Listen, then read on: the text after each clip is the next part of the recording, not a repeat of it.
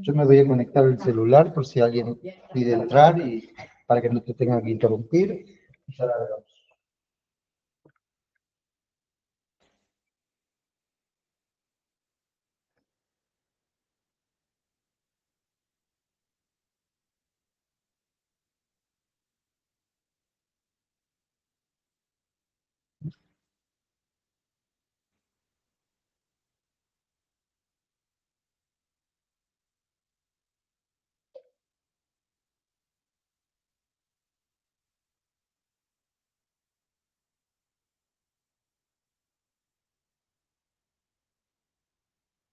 ¿Es por algo rojo ese bidón? ¿Cómo? ¿No es rojo? ¿Es por algo distinto el color?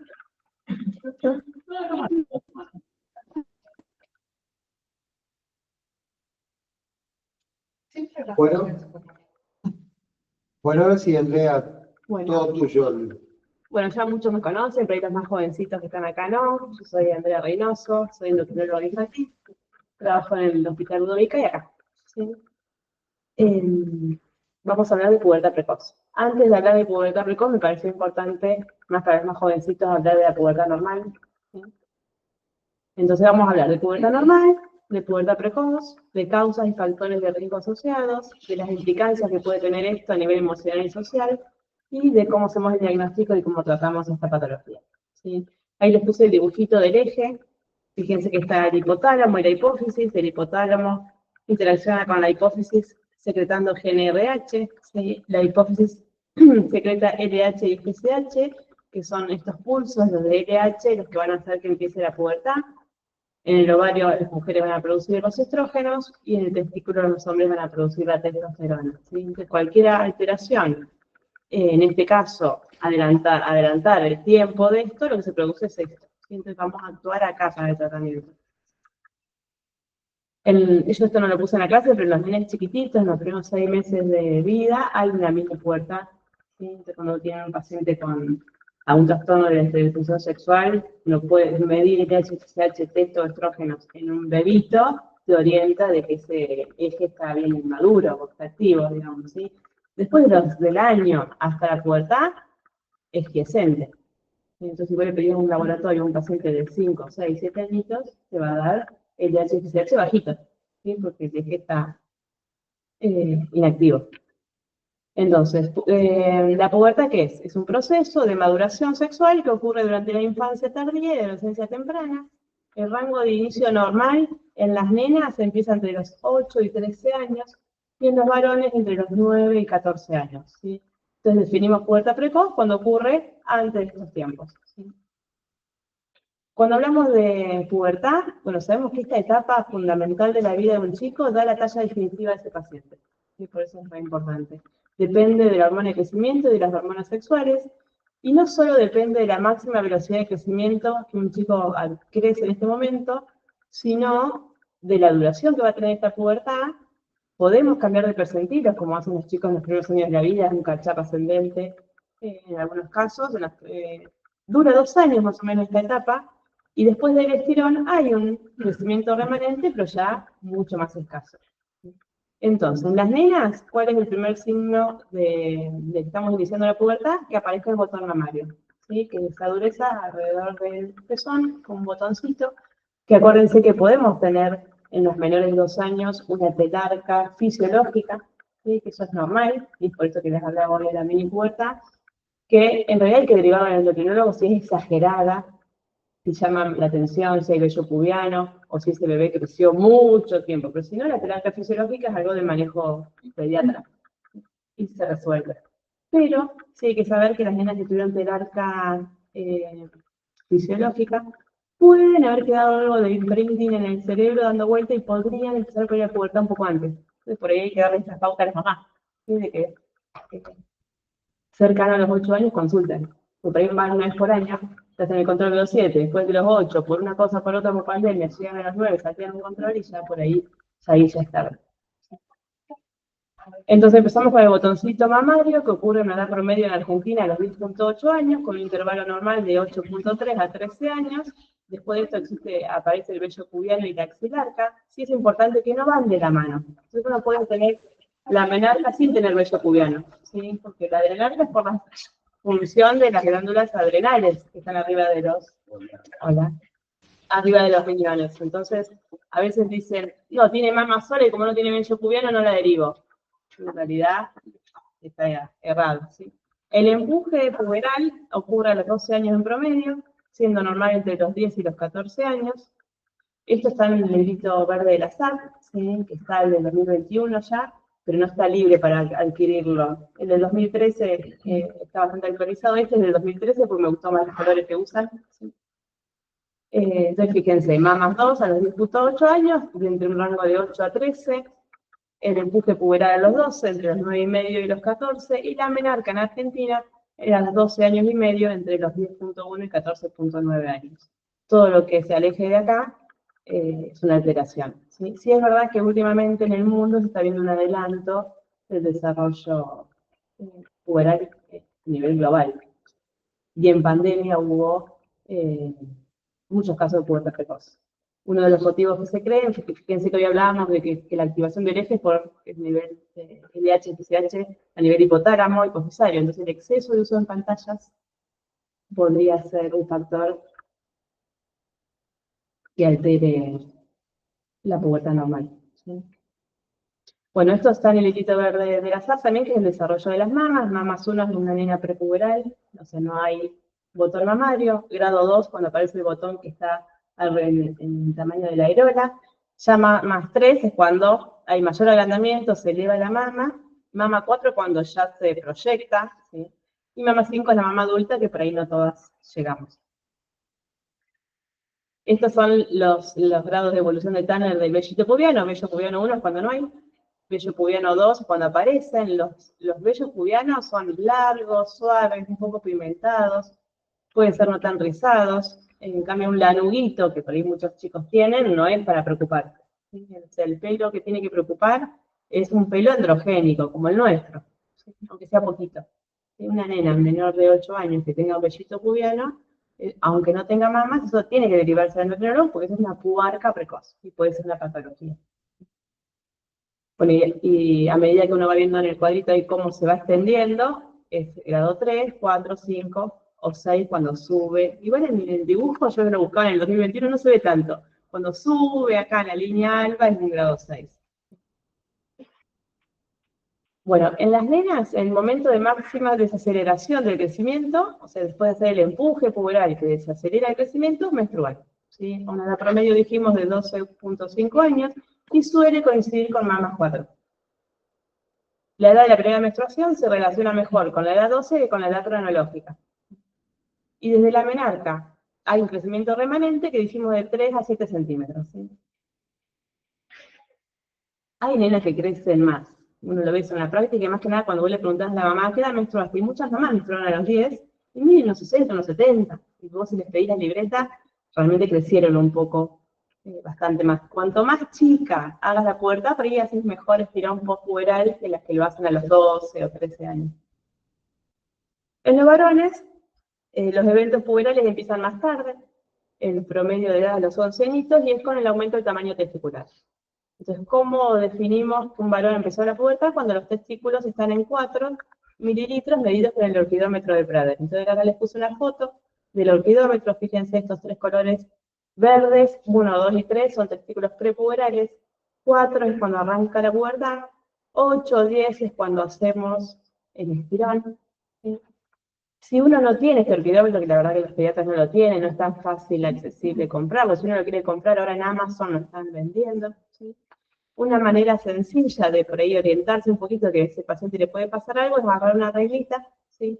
Y si el testículo mide más de 2,5 centímetros de longitud, ojo que ya podríamos estar en un testículo 4.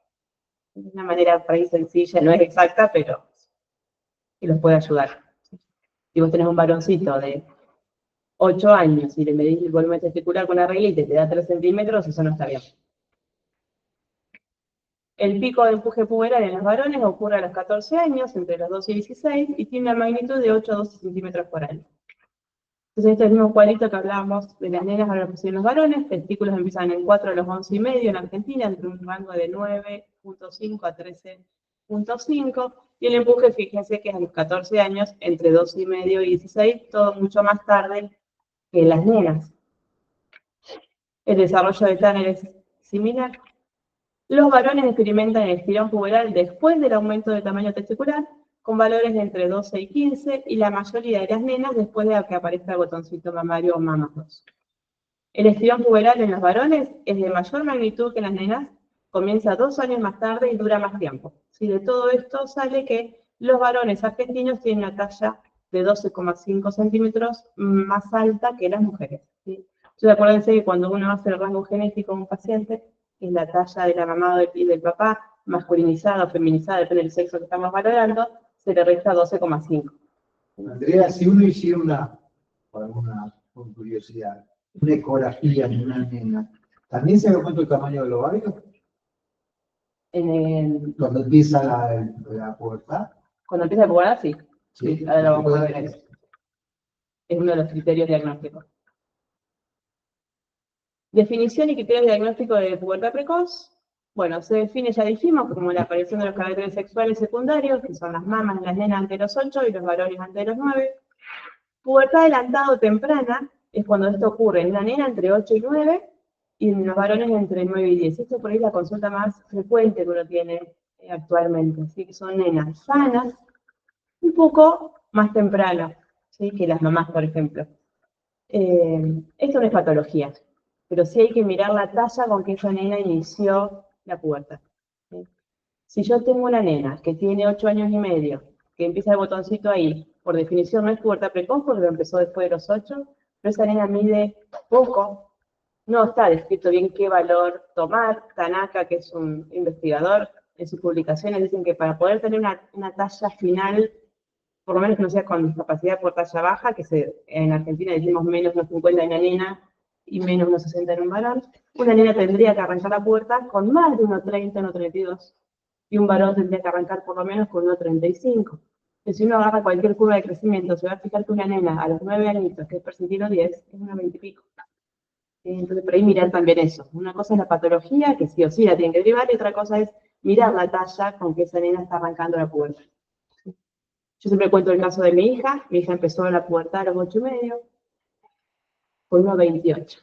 Ahí me faltaba un poquitito. Yo decidí no tratarla, la fui controlando, la hizo súper lenta, menstruó un mes antes de los 11.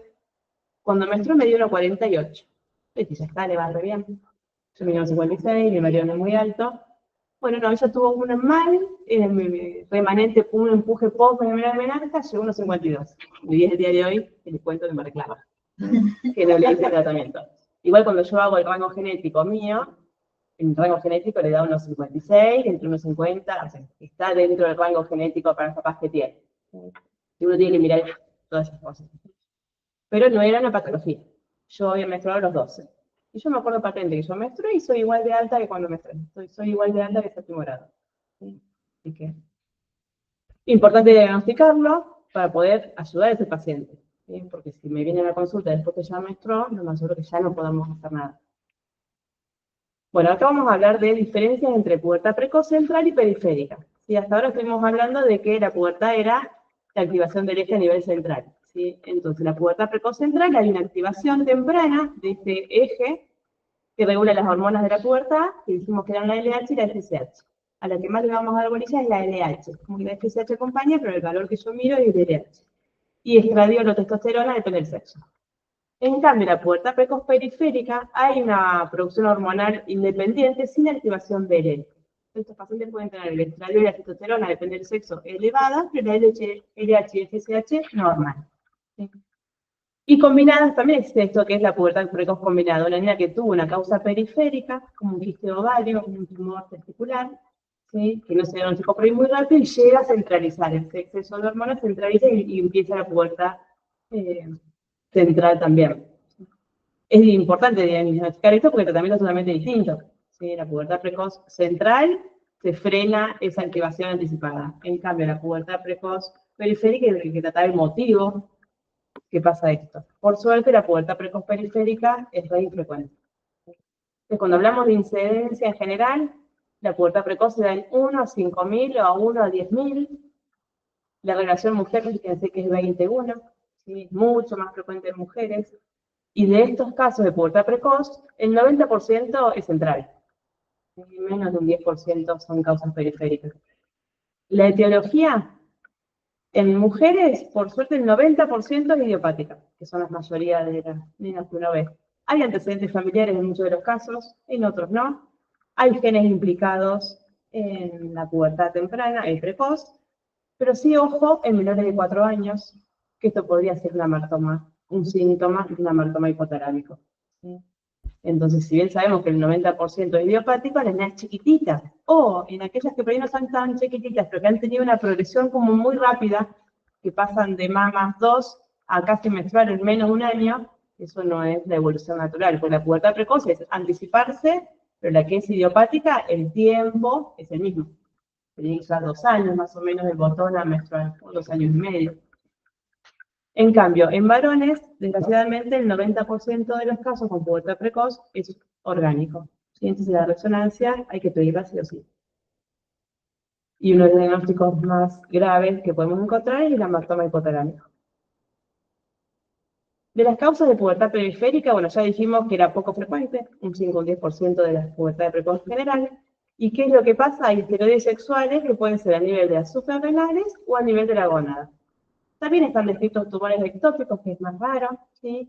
Y el síndrome de Marfan-Albright, que es una de las causas más frecuentes de pubertad precoz periférica en niñas, que es un síndrome genético que tiene un montón de alteraciones a nivel manchas café con leche en el cuerpo, pueden tener pubertad precoz, pueden tener patología tiroidea asociada, pueden tener más frecuencia de cáncer, ¿sí? Y tienen una displasia ósea fibrótica. Entonces, una nena con manchas café con leche, bueno, uno lo tiene que tener en cuenta el síndrome de Marfan-Albright, y ahí la LH y la FSH te van a dar bajitas, porque tienen una pubertad precoz periférica. Acá hay un cuadrito que si quieren lo tienen, pero en realidad la causa más frecuente de periférica son tumores, ya sea suprarrenal, testicular, ovárico, o esas causas que hablábamos recién de un tumor ectópico, que es raro, el Marfan-Albright, el Pearl-Jaeger, que también muchos lo han estudiado, que son esos pacientes que tienen los nevos o las manchas marroncitas generalizadas, más frecuencia de pólipos intestinales, de cáncer de colon, pueden hacer una pubertad precoz. ¿Vamos bien hasta ahí? Sí. Bueno, causas y factores de riesgo asociados. Bueno, sabemos que hay causas orgánicas, las frecuentes son los tumores y la lesión central, que no son frecuentes, pero tener en cuenta en los pacientes que recibieron radioterapia. ¿Sí? Acuérdense que la radioterapia afecta el eje, y más si fue radioterapia central, que todo paciente con radioterapia puede tener algún déficit asociado, ya sea de hormona de crecimiento, del eje tirotrófico, de ACTH cortisol, de la pubertad. Generalmente lo que puede pasar es que tengan un hipogonadismo, todo lo contrario de lo que estamos hablando, ¿sí? Que tenga que dar reemplazo después cuando sea necesario con hormonas, pero también pueden adelantar la pubertad. Alteraciones genéticas, bueno, ahí ya vimos que habían genes que regulaban la pubertad, y una de las enfermedades que más genes genéticas que pueden asociar pubertad precoz es la neurofibromatosis. Y la neurofibromatosis también son esas manchas, café con leche, más de 7 en la axila, bueno, no me acuerdo yo los criterios diagnósticos, pero pueden dar pubertad precoz. La adopción, sí, hay varios artículos que hablan ya de que los nenes adoptados, cuando cambian de un nivel socioeconómico social muy malo a uno bueno, es como que hacen un catch-up rápido, podrían empezar con la pubertad antes de tiempo si se hubiesen dejado en su ámbito previo, ¿sí? Y acá lo que tenemos es que no siempre tenemos la talla de los papás biológicos, y uno las cuentas que tiene que hacer con eso. Bueno, es importante, ya decimos, diagnosticar todo esto para poder tratarlos. Del ambiente, bueno, los disruptores endócrinos, vieron que está de moda para todo, ¿sí? Es la exposición a sustancias químicas, disruptores del sistema endocrino, que puede alterar el desarrollo hormonal y acelerar la pubertad. Cuando uno va a leer los disruptores, yo ahí puse las cosas más como importantes que uno habla con los papás. Yo leí un artículo que me llamó la atención que decía que un adulto, o sea, cualquiera de nosotros, por año, con la ingesta de, sin hacerlo a propósito, digamos, con el gesto de el agua de botellita comprada, que uno la reutiliza, es como que uno consume una tarjeta de crédito de plástico por año. Es un montón. ¿Sí? La obesidad, el exceso de peso en la infancia, está vinculado con el inicio temprano de la pubertad. ¿Y esto por qué es? Uno de los motivos es la insulinoresistencia crónica. No saben que la insulina es una hormona que regula la glucemia. Pero los pacientes que tienen insulina elevada mucho tiempo, aún sin tener diabetes, aceleran la maduración ósea. Y si yo acelero la maduración ósea, voy a empezar la pubertad antes. El estrés y los factores socioeconómicos influyen negativamente en el desarrollo, Mariana. Disruptores endocrinos. Bueno, los más importantes que hablamos con papás son los que están en los plásticos, todo lo que tenga bisfenol o PBA. Y entonces ahí uno recomienda que se van a usar botellitas de plástico para el colegio, que sea para, yo digo tapa marca Tupperware, pues estoy segura que no tiene filatos, que bueno, debe haber otras marcas. Usar envases de vidrio o acero inoxidable es mejor. Los fitoestrógenos de la soja. Lavar frutas y verduras adecuadamente porque pueden tener restos de los pesticidas que se usaron para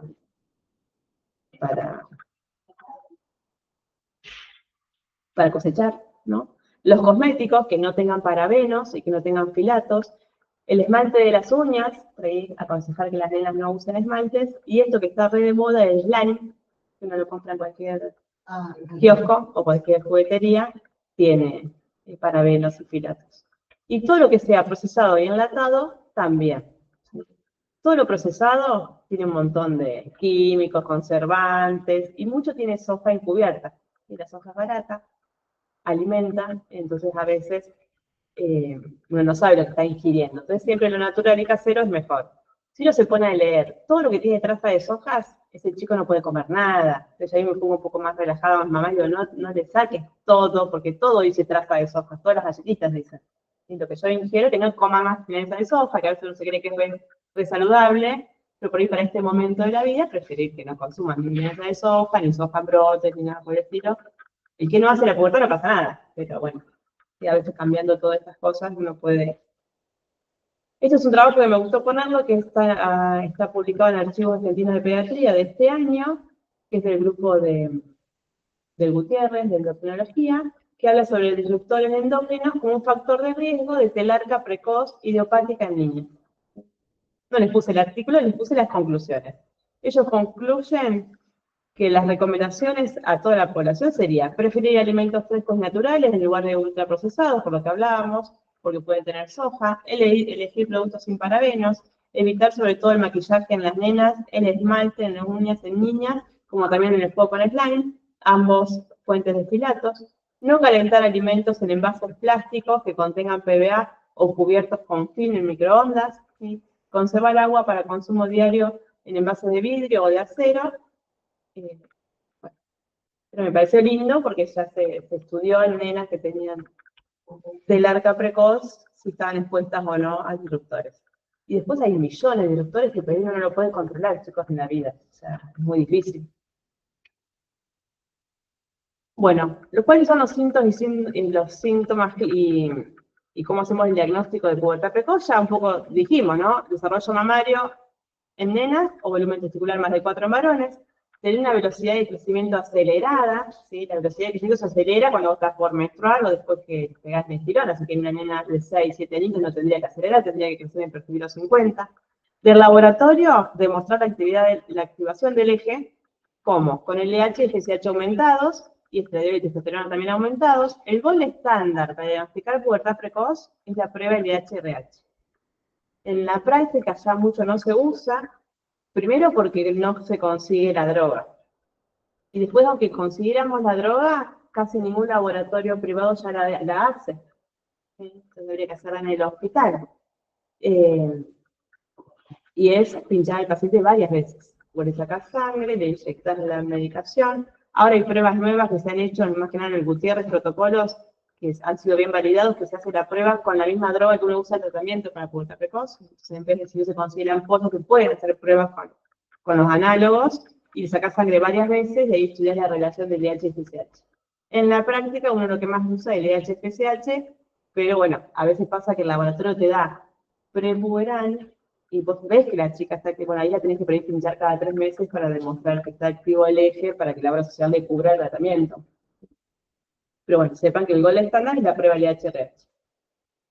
Obviamente, si la LH y la FSH dan ya basalmente altas, no hace falta la prueba. La prueba sería para los casos que el laboratorio te da bien y vos estás convencido que la chica tiene una pubertad precoz.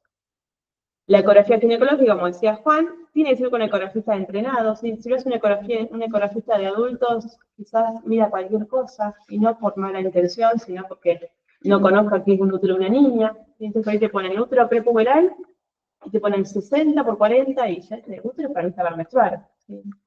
Entonces ahí les puse hay que mirar la forma y el tamaño y la relación del cuerpo-cuello. Si una nena prepuberal tiene un útero tubular, y la relación cuerpo-cuello es 1:1, o sea, cuando esta alteración se cambia, es un útero puberal. El volumen uterino, más de 2, es de pubertad precoz, ¿sí? Para sacar el volumen, es el diámetro longitudinal, tiene que ser menos de 34, 35, 36, depende de la bibliografía. El transverso menos de 15, 18.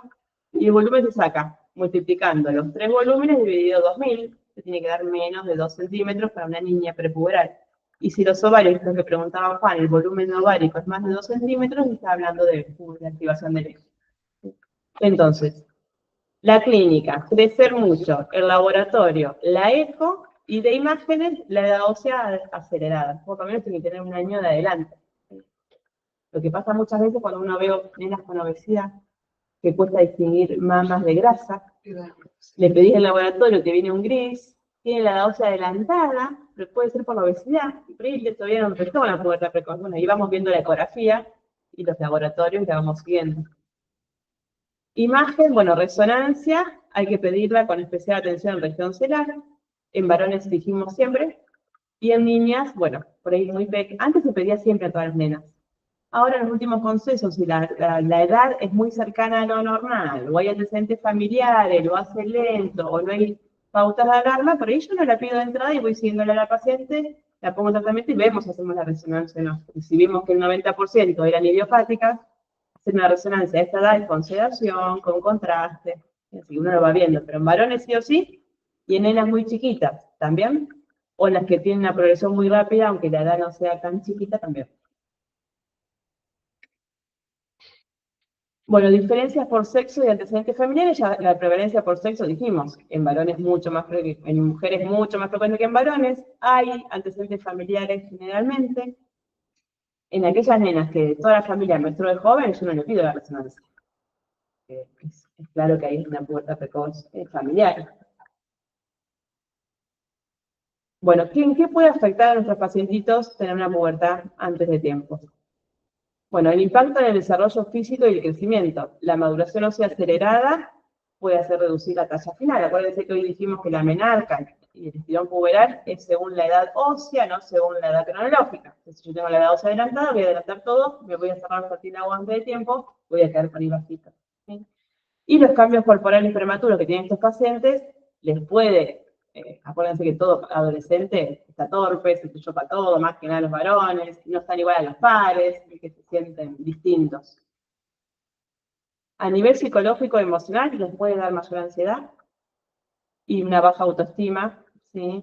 Porque es difícil por ahí manejar todos estos cambios para cualquier chico, aún siendo pubertad normal. Entonces imagínense esto, una niña de 8 años cuando menstruando, y tiene que llevar cositas al colegio, ¿sí? Cuando todas sus compañeras están jugando. A mí me parte el alma cuando viene una pubertad precoz al consultorio y la veo entrar con el osito de peluche. Entonces ya me doy cuenta que esa niña la tengo que... A todas igual, ¿no? Pero ahí uno mira eso, ¿sí? Buena niñada o no es la niña. Hay mamás que dicen, yo me fui a los 8, no quiero tratarla. Entonces yo miro la altura, veo si es niñada o no. ¿Sí? No es lo mismo una nena de 8 añitos que ya mide 1,40 porque tiene papás re altos, que una nena de 8 añitos aniñada que mide 1,20 y pico.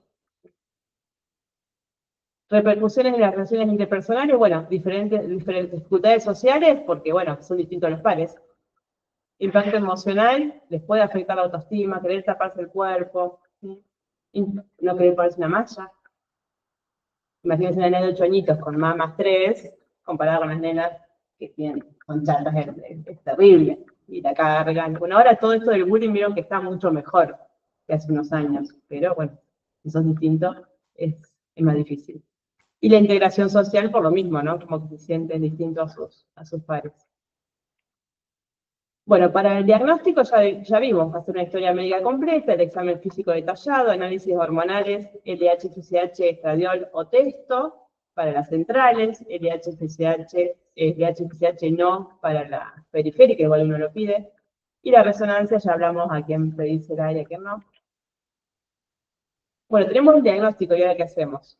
Bueno, existe el tratamiento con análogos de GNRH, acuérdense que viene el grafiquito primero, yo les hablé, el hipotálamo beneficiario, el hipotálamo lo que mandaba era GNRH, entonces uno puede dar análogos de esto para detener la progresión puberal en forma efectiva y segura. ¿Qué hace el análogo? El análogo me frena el avance rápido de la dosis, no voy a menstruar y no voy a cerrar los cartílagos. Entonces me da más tiempo para crecer. Bueno, el tratamiento desde 1981 se utilizan los análogos.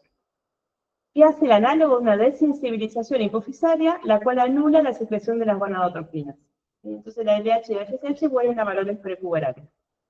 Hay dos, la triptorelina y el leuprolide.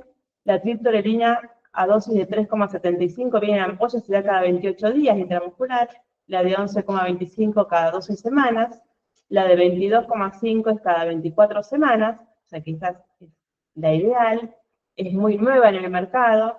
Por ejemplo, IOMA, que es el 80% de la consulta nuestra, todavía no la tiene en el Bademecum, pero ya unas prepagas sí. Después del leuprolide, viene el mensual. Hay uno que es 22,5, que yo acá no lo puse, que sería el equivalente al trimestral de la tripto, pero cuando uno va a leer el prospecto no está indicado para pubertad precoz. Dice cáncer de próstata. O sea, ahí me cuesta indicar uno que no esté aprobado, que no lo diga como diagnóstico. La droga es la misma en realidad.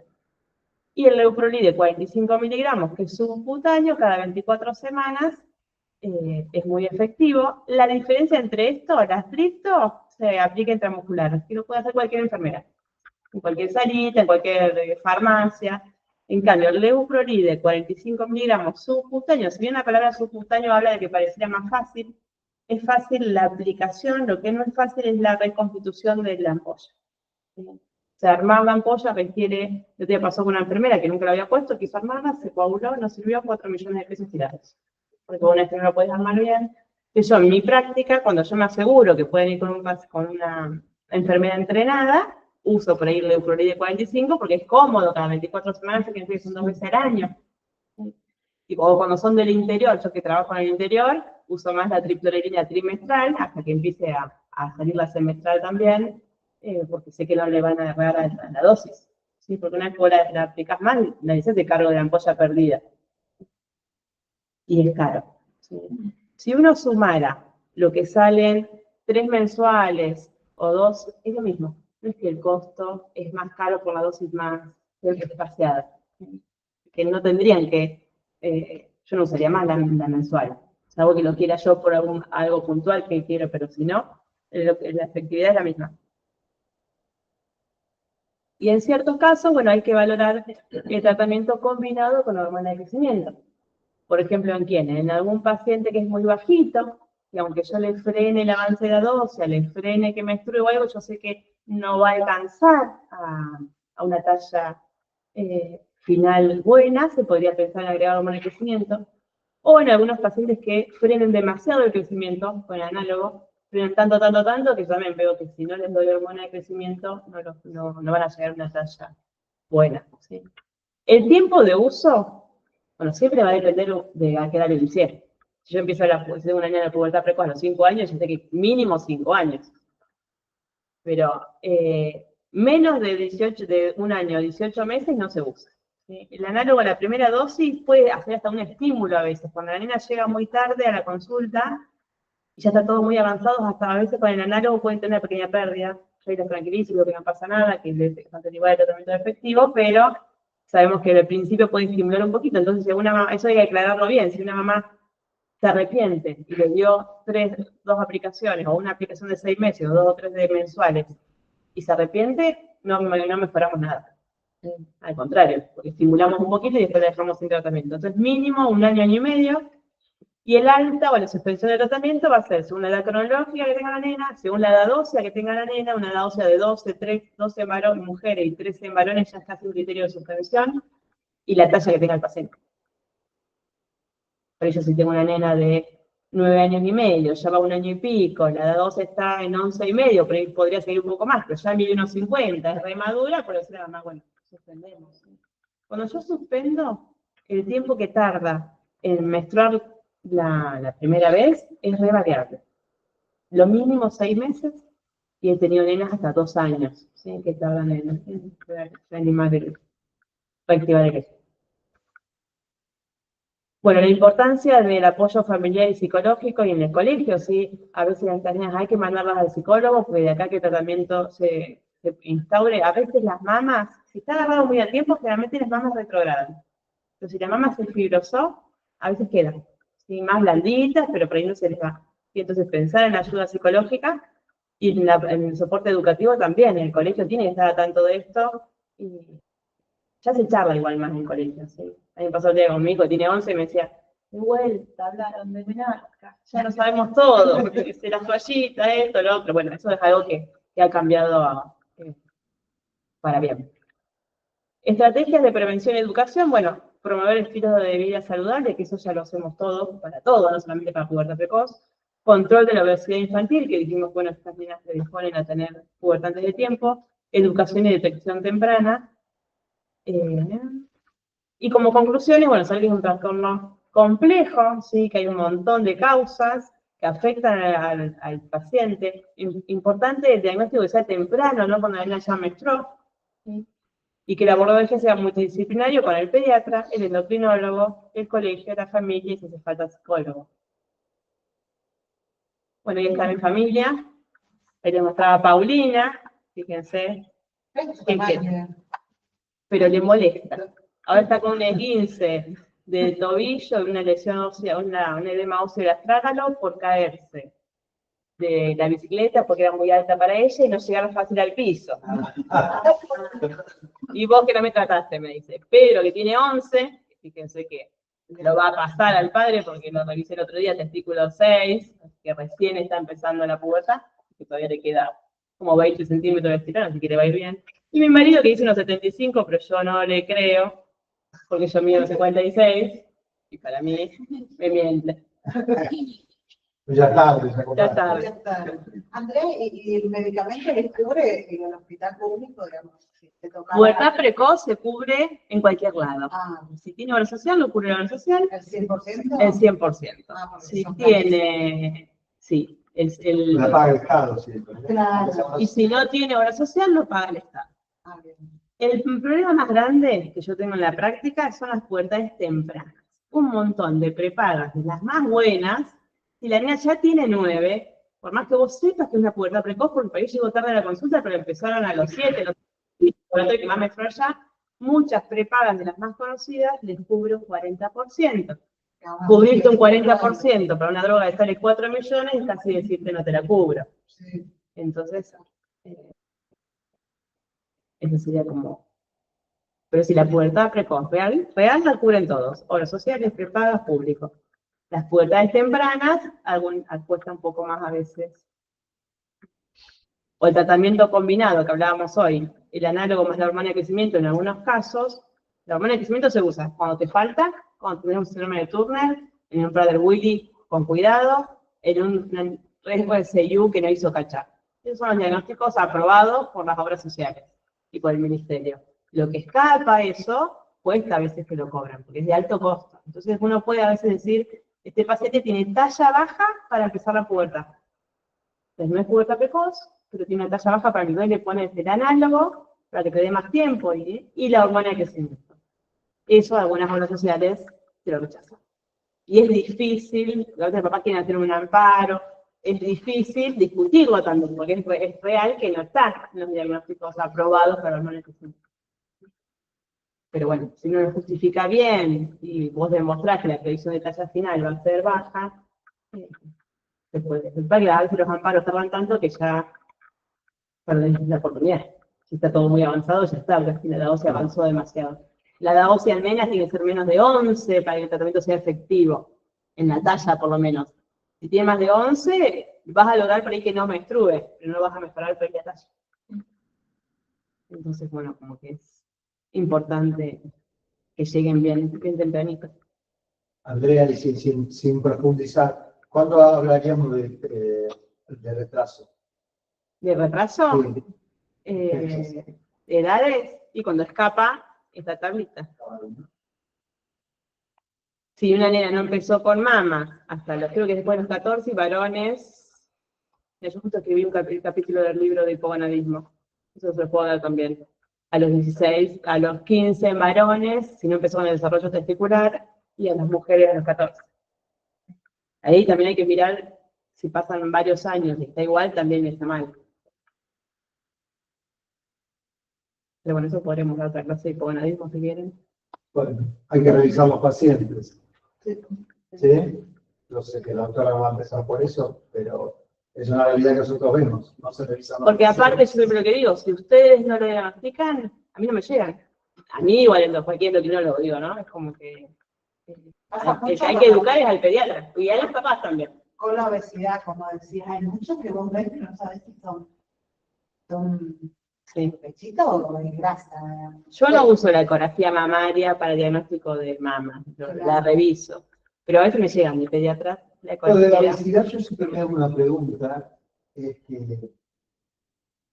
muy común que venga a casa, no más consultores, pero cada tanto ves, un paciente viene y tiene certificado de buena salud, ¿verdad?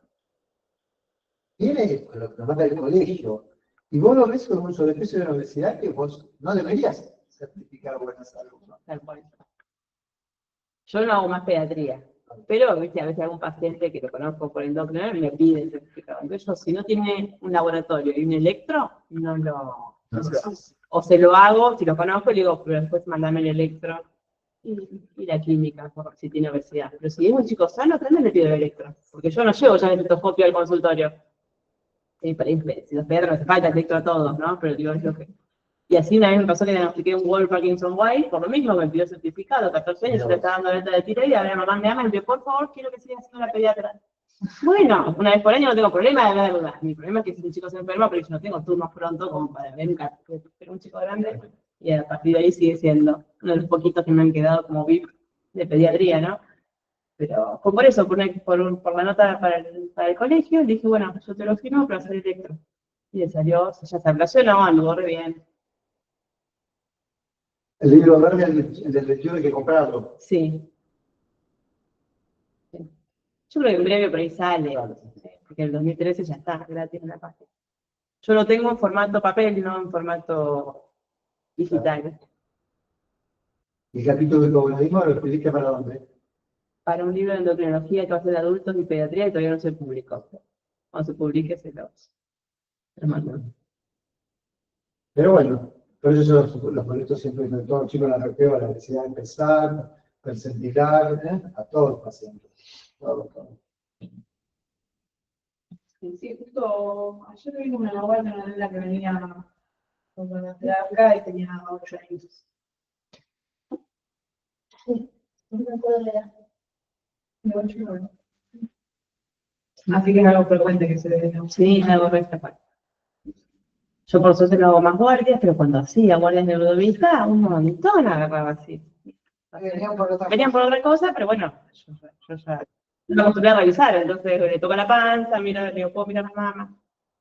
Uno engancha ahí, pero hay un montón de pacientes que se pasan por ahí. Porque aparte de esta edad, ya una vez por año toman el control.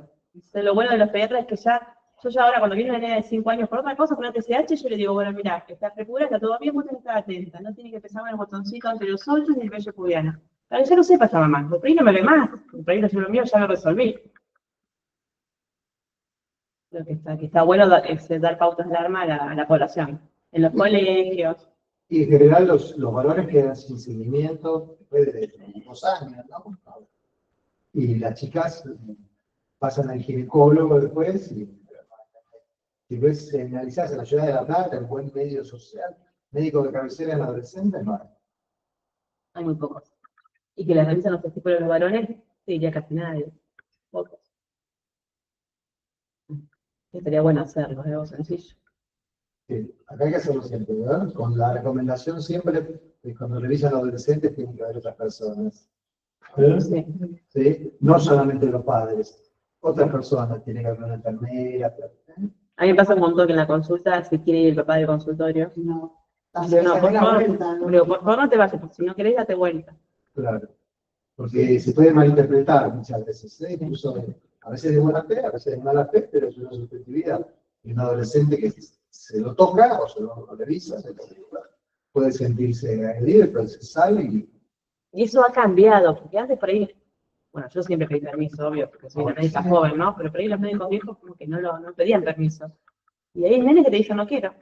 Bueno, si no quiero, yo les explico por qué, le muestro el collarcito, mira, yo me entero, entonces sé cuánto más te va a quedar por crecer, para quedarme tranquila. Y bueno, fíjate si la próxima, depende del caso, pero yo aguanto y digo, bueno, en 3 meses te veo y si te animás te reviso. A algunos hasta les digo, bueno, te enseño a hacerlo a vos y hacelo, no vamos a estar seguros, pero mejor que no hacer nada. Entonces les doy el collarcito, les enseño, yo me doy vuelta y se miran ellos. En los varones pasan muy mal. Y si no, ahí tengo mi co-keeper de 2 endocrinólogos varones, que por ahí no pasa. los derivo. Si nos deja revisar. Bueno, un lujo, no sé, Bueno. muchas gracias. ¿Apareció alguna pregunta de...? ¿Alguien quiere preguntar algo? Los que están ahí, Maca, Bianca, alguno de No, ustedes. todo muy claro, muy bueno.